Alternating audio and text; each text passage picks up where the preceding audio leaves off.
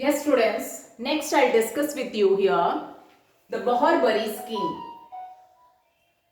This tells you the maximum number of electrons that can be present in each shell of the atom.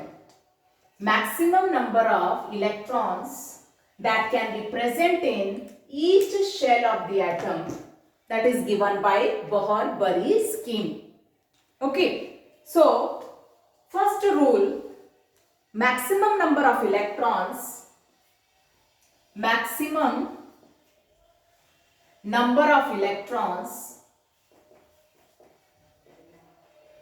that can be present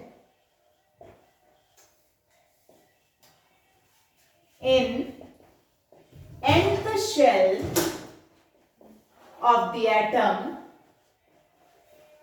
is equal to 2n square rule. The maximum number of electrons that can be present in nth shell of the atom is equal to which rule? 2n square rule. And here n denotes number of shell. Here n denotes number of shell. Okay, so we'll take the first shell. And what is the first shell called? K shell. And for K shell, and this is nearest to the nucleus, the shell which is nearest to the nucleus. If this is the nucleus, the shell which is nearest to the nucleus, that is the first shell, and that is called K shell. And this shell can hold how many electrons? We can calculate by 2n square rule. And n denotes the number of shell. So the shell which is nearest to the nucleus, it is first shell, so n is equal to 1. Clear? So for K shell, first shell, n is equal to 1. So what will be the maximum number of electrons in K shell? We'll apply 2n square rule. So 2 into n is equal to 1, so 1 square. So how much you will get? 2 electrons. So K shell, which is the first shell, can hold maximum how many electrons? 2 electrons. This you calculated using 2n square rule. And n denotes the number of shell. Now the second shell, which is called L shell. And for second shell, n is equal to 2. This is the second shell. So n is equal to 2. So the L shell or the second shell can hold how many electrons? You can calculate using 2n square rule. So which will be the second shell? This one, L shell. This can hold how many electrons? Okay.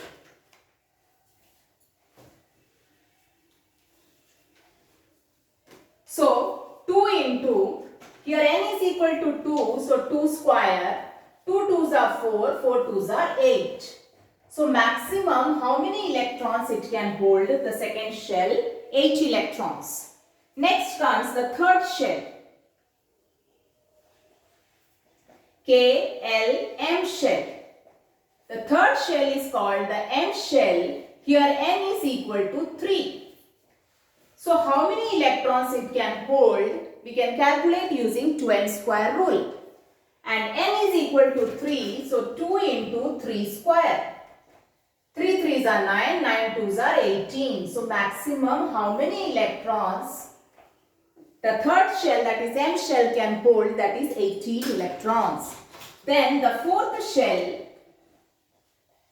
which is called KLMN, N shell. And here n is equal to 4 because this is the fourth shell. So 2n square rule you apply. 2 into 4 square. 4 4s are 16. 16 2s are 32. So maximum how many electrons it can hold? 32 electrons. So the first shell, which is nearest to the nucleus, can hold 2 electrons. Second shell can hold 8 electrons. Third can hold 18 electrons. And fourth shell can hold 32 electrons. This is the first rule of Bohr-Bury scheme. Maximum number of electrons that can be present in nth shell of the atom is equal to 2n square rule, and here n denotes number of shell. Clear? Now the second rule. The outermost shell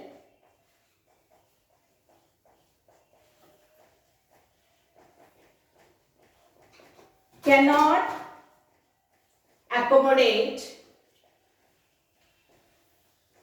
more than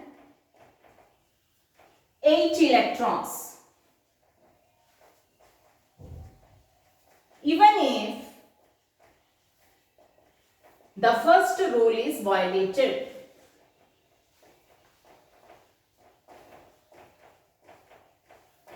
What is second rule? The outermost shell, which is also called the valence shell, cannot accommodate more than 8 electrons, even if the first rule is violated, because according to first rule, third shell maximum capacity is 18. But as soon as it becomes 8, filling starts in the next shell. So here we are violating the first rule. So second rule is the outermost shell cannot accommodate more than 8 electrons, even if the first rule is violated. One example I will tell you. Potassium, atomic number is 19. Do the electronic configuration K, L, M, N. K shell maximum 2 electrons, okay.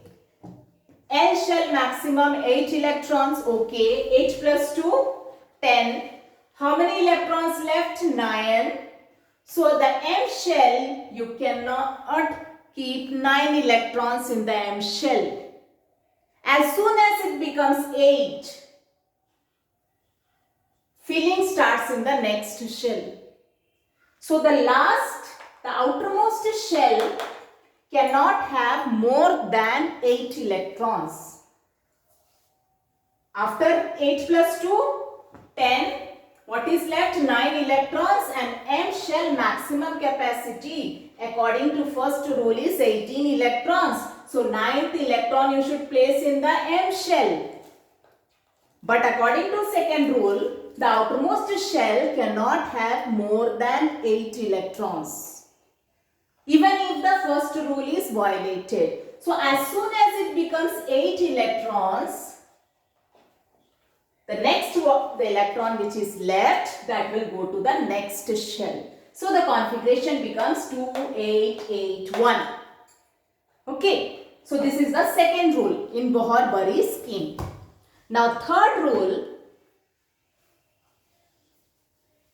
Electrons do not enter into new shell unless the inner shell is completely filled. Electrons do not enter into new shell. Like first shell maximum capacity is 2. 2 electrons are completely filled. Then only the filling will start in the second shell. Second shell maximum capacity is 8.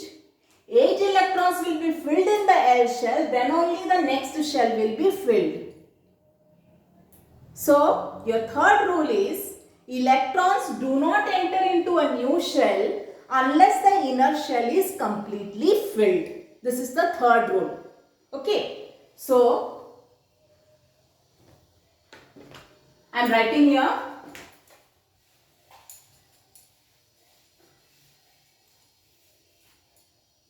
Third rule. Electrons do not enter into new shell unless the inner shell is completely filled.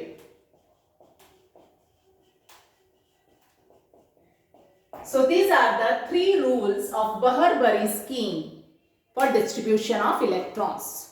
So Bohr-Bury scheme tell you the maximum number of electrons that can be present in each shell of the atom is given by Bohr-Bury scheme, and first rule is maximum number of electrons that can be present in nth shell of the atom is equal to 2n square rule, according to that, first shell maximum capacity 2, second shell 8, third shell 18 and fourth shell 32.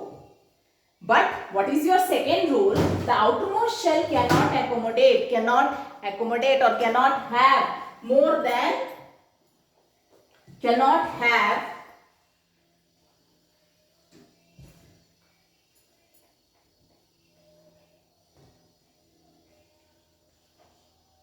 more than 8 electrons even if the first rule is violated. According to first rule, third shell maximum capacity is 18. So I have taken the example of potassium to explain you. 19 atomic number, 2, 8, 9 you cannot write because the outermost shell cannot have more than 8 electrons even if the first rule is violated. So as soon as 8 electron is filled in the outermost shell, the filling starts in the next shell.